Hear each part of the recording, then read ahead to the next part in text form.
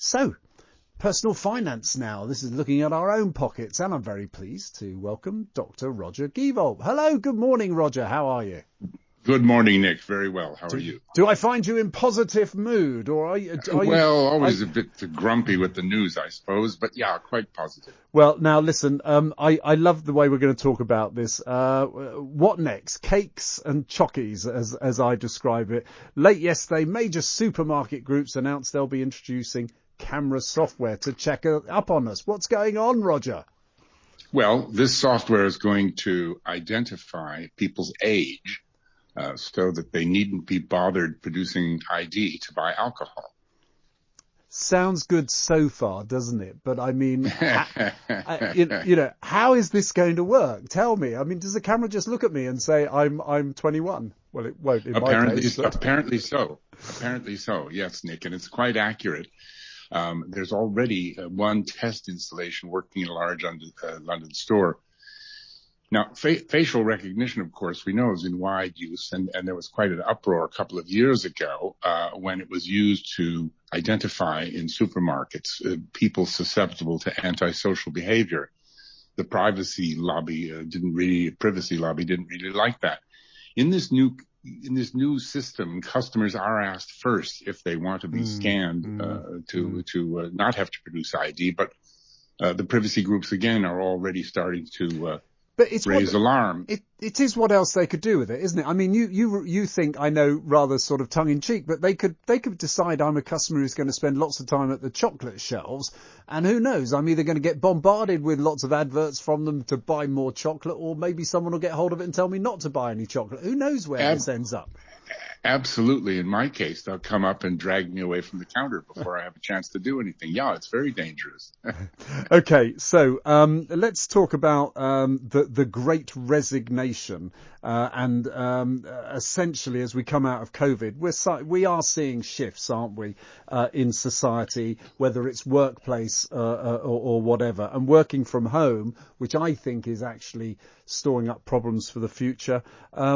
Employers are responding, aren't they, though, however, to the new challenges, this Great Realignment? Well, you're absolutely right. The shifts that we're seeing, some of them, I mean, are as dramatic as the pandemic itself. And the government's leveling up program announced in a white paper late yesterday is meant to be one of them. Another great tectonic shift, if you will, is this Great Resignation, as it's known, in which many massive numbers of people started to leave their jobs last year. And this is still continuing and even accelerating in some sectors.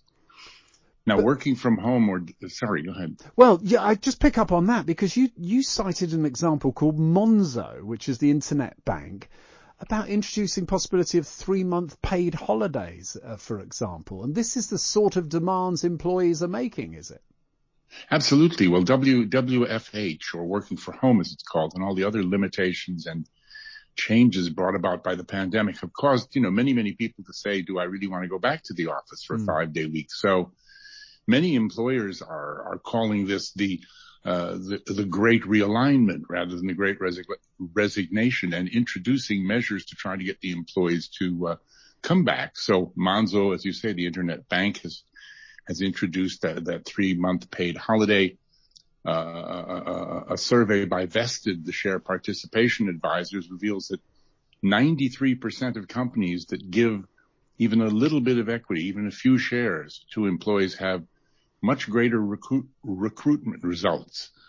So, I ask people, what do you think will happen in your job, in your workspace? Is it time for you maybe to think together with your colleagues about what might make life more to your liking? Nick, in my view, this is the seller's market, and people are now sellers of their services. I was having this conversation with my stepdaughter about this, who's convinced she's going to work at home for the rest of her life. She's 23, but it is a seller's market, and at some point this will change. The question for the employers is, can they be productive still? Can they be productive and competitive introducing these measures?